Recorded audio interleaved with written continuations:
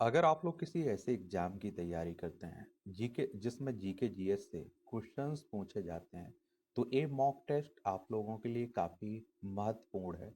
इससे पहले 9 टेस्ट हम लोग खत्म कर चुके, ये 10वां मॉक टेस्ट है आपका। और इसमें बहुत ही महत्वपूर्ण क्वेश्चन शामिल किए गए हैं। इन क्वेश्चंस के आप लोगों को भी जवाब देना है, अपना स्कोर बताना है कि इन 25 क्वेश्चंस में से आपने कितने क्वेश्चंस के आंसर सही दे पाए आपको। चलिए, तो पहला क्वेश्चन है हमारे सामने। केरल के एर्नाकुलम जिले का कलाडी किसका जन्म स्थान है? यहाँ किसका जन्म हुआ? आदि शंकराचार्य का, वल्लभाचार्य का, आर्यभट्ट का, चैतन्य महाप्रभु का? बताइए। तो केरल के एर्नाकुलम जिले में स्थित कलाडी 8वीं शताब्दी के महान भारतीय दार्शनिक अद्वैत वेदांत के प्रतिपादक आदि गुरु शंकराचार्य का जन्म हुआ था। और केरला की बात करें तो आप देखते हैं कि तिरुवनंतपुरम इसकी राजधानी देखने को मिलेगी। 1 नवंबर 1956 में इसे राज्य बनाया गया था। विधानसभा में 140 सीटें हैं, राज्यसभा में 9 सीटें हैं, लोकसभा में 20 सीटें हैं। 38,863 वर्ग किलोमीटर में फैला हुआ है ये। इसकी सीमा आप देखें किस किस तरह से लगती है, कर्नाटक और तमिलनाडु से लगती है। तो इसमें क्या लगा दोगे? ए ऑप्शन आपका बिल्कुल राइट है, आदि शंकराचार्य। क्या? आदि शंकराचार्य। अगला क्वेश्चन है हमारे सामने। ये कह रहा है कि सिखों के धार्मिक ग्रंथ गुरु ग्रंथ साहिब में निम्नलिखित में से जिसके भजन पाए गए, किसके भजन पाए गए? बताइए। ये आप देखेंगे किसके पाए गए? स्वामी हरिदास के, ध्यानेश्वर के, नामदेव के, जयदेव के। तो इसमें आप लोगों का डी ऑप्शन बिल्कुल ठीक है। किसके? जयदेव के पाए गए। किसके? जयदेव की। डी ऑप्शन बिल्कुल राइट है। अगला है निम्नलिखित में क्या मंदिर निर्माण की द्रविड़ शैली है? मंदिर निर्माण की द्रविड़ शैली की बात हो रही है। विमान और शिखर, गोपुरम और मानस्तंभ, गर्भगृह। तो मंदिर निर्माण की द्रविड़ शैली दक्षिण भारत, कृष्णा नदी से कन्याकुमारी में पल्लव और चोल शासक द्वारा विकसित एक प्रमुख वास्तुकला है। इसका मुख्य पहचान पिरामिड नुमा शिखर, विमान, विशाल प्रांगण, चार दीवारी गर्भगृह के ऊपर स्तूप और प्रवेश द्वार के ऊपर रूप में भव्य गोपुरम। और यह 8वीं से 12वीं शताब्दी के चोल काल में चरमोत्कर्ष पर थी ये। तो इसमें विमान और शिखर, ए ऑप्शन आपका बिल्कुल राइट है। इसमें क्या है? ए ऑप्शन बिल्कुल राइट है। अगला क्वेश्चन है हमारे सामने। ये कह रहा है कि मामल्लपुरम का वराह मंदिर किसने बनवाया? मामल्लपुरम का वराह मंदिर किसने बनवाया? महेंद्र वर्मन प्रथम ने, सिंह विष्णु ने, आदित्य प्रथम ने, नरसिंह वर्मन प्रथम ने? बताइए। तो मामल्लपुरम महाबलीपुरम का के बराह गुफा मंदिर का निर्माण 7वीं शताब्दी में पल्लव वंश के राजा नरसिंह वर्मन प्रथम, जिसे मामल्ल के नाम से भी जानते हैं आप लोग, के शासनकाल के दौरान बनवाया गया था। ये भी याद रखिए। यह मंदिर चट्टानों को काटकर बनाया गया। यह यूनेस्को की विश्व धरोहर स्थल का हिस्सा भी है। क्या है? स्थल का हिस्सा भी है। तो इसमें आप लोग क्या लिखोगे? क्या लगाओगे? नरसिंह वर्मन प्रथम। डी ऑप्शन आपका बिल्कुल राइट है। इसमें डी ऑप्शन क्या है? बिल्कुल ठीक है। अगला क्वेश्चन है हमारे सामने। भगवत गीता महाभारत के किस पर्व से संबंधित है? भगवत गीता महाभारत के किस पर्व से संबंधित है? भीष्म पर्व और वन पर्व, शांति पर्व, द्रोण पर्व? तो ये आप देखते हैं कि भीष्म पर्व से। ए ऑप्शन बिल्कुल ठीक है। ये ऑप्शन क्या है? बिल्कुल ठीक है। अगला क्वेश्चन है हमारे सामने। प्राचीन भारत में पत्थर काट के बनाई गई इमारतों के सबसे शुरुआती उदाहरण कौन से हैं? अजंता की गुफाएं, बारबरा की गुफाएं, एलिफेंटा की गुफाएं, इनमें से कोई नहीं। तो ये आप देखिए, बारबरा की गुफाएं। बी ऑप्शन आपका बिल्कुल ठीक है। क्या है? बी ऑप्शन आपका बिल्कुल ठीक है, बारबरा की गुफाएं।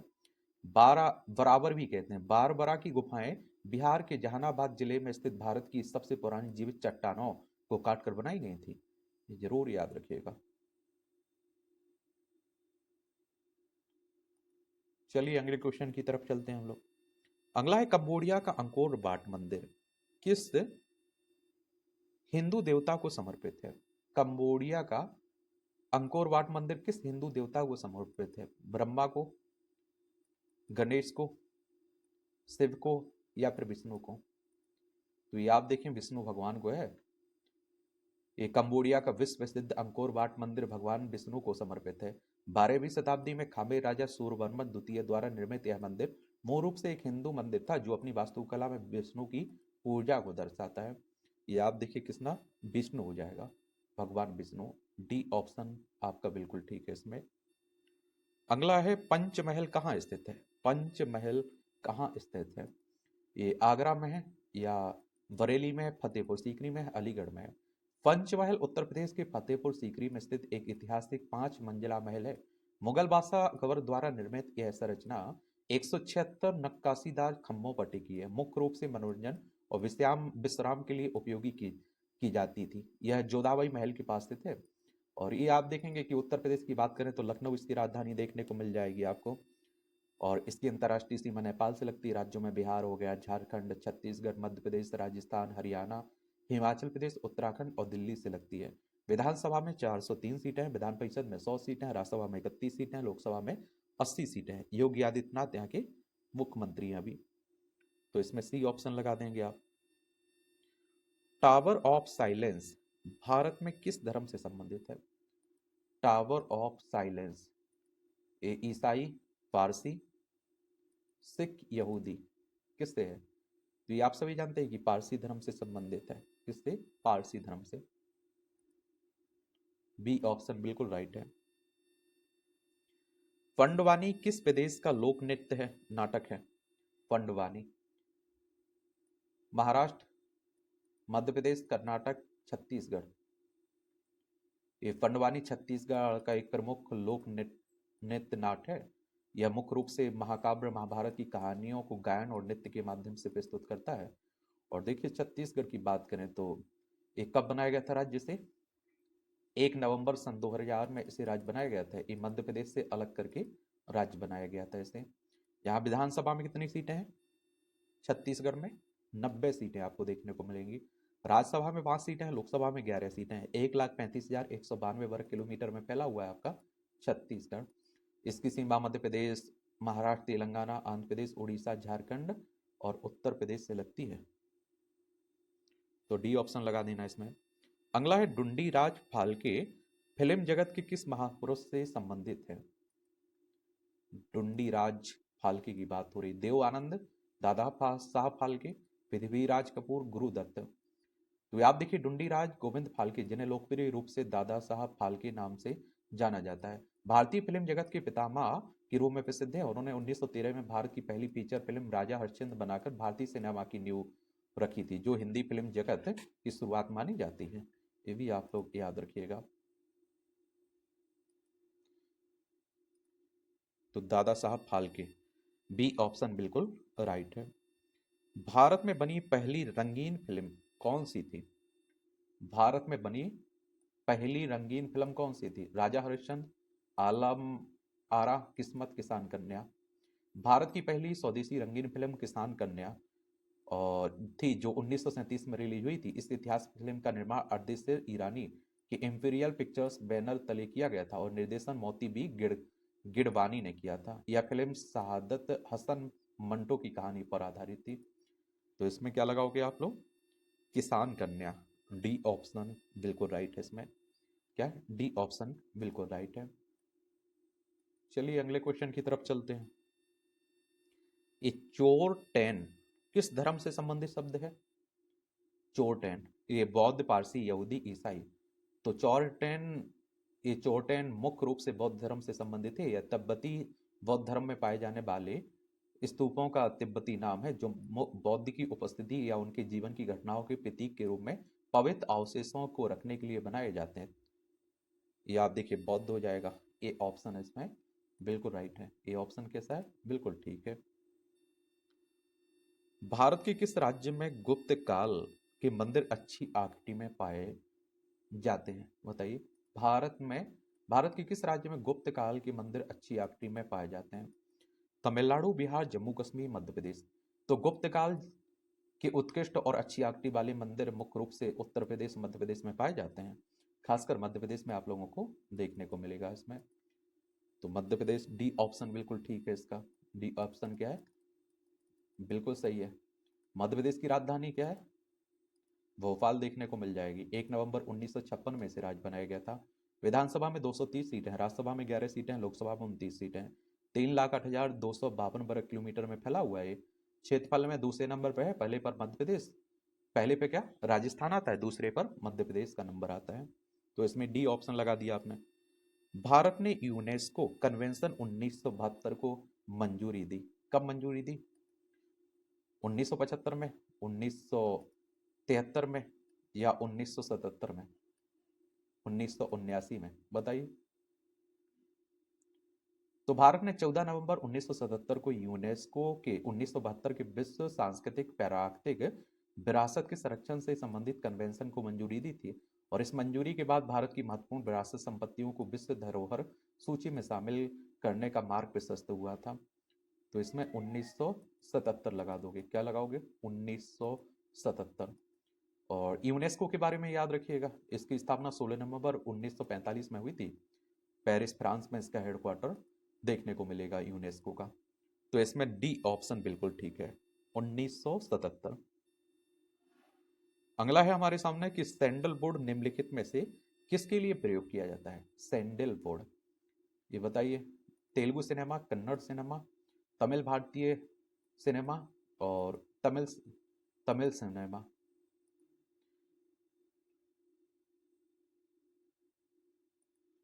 कन्नड़ सिनेमा। डी ऑप्शन बिल्कुल ठीक है, बी ऑप्शन बिल्कुल ठीक है।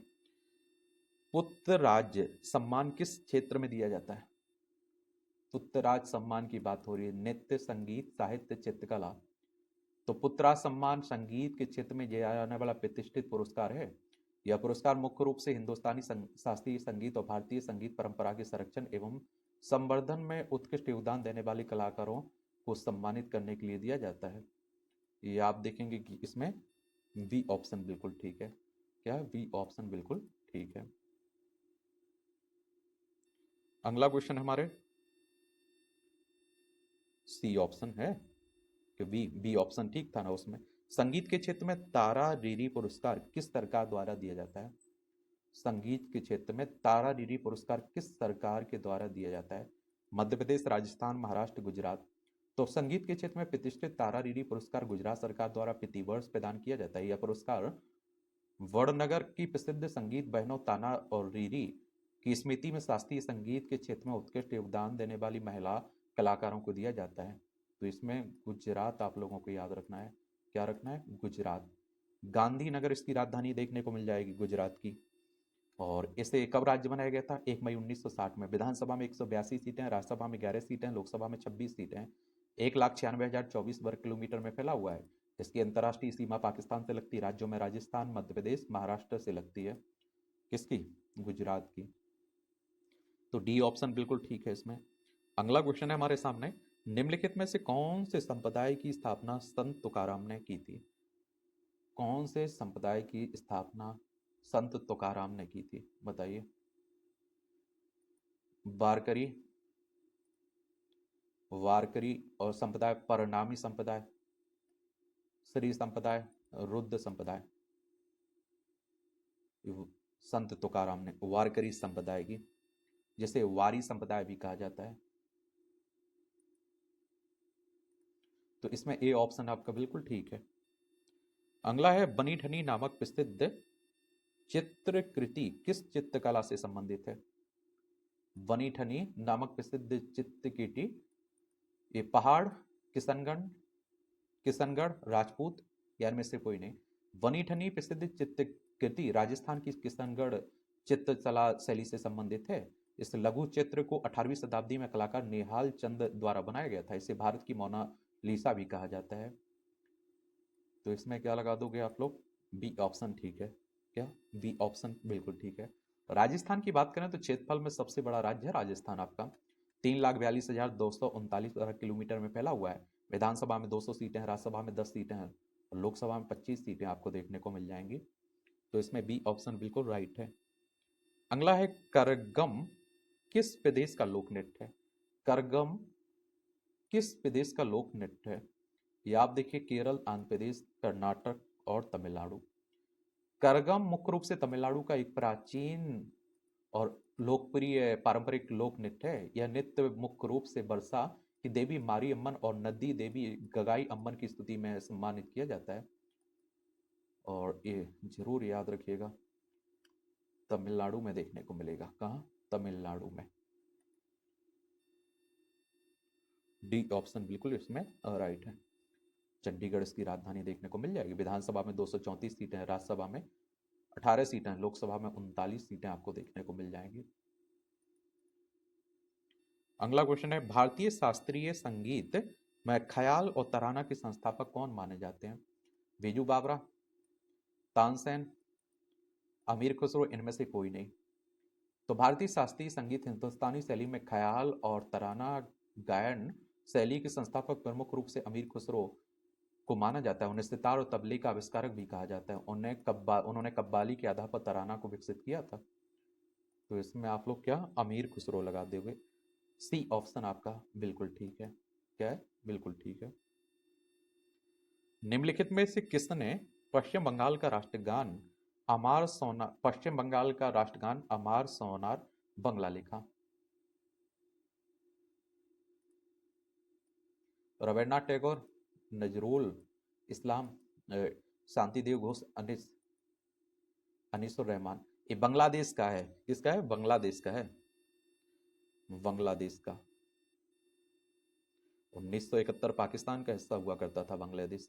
1971 में आजाद हुआ था। हमारा पश्चिम बंगाल, असम, मेघालय, त्रिपुरा, मिजोरम 5 राज्यों की सीमा लगती है।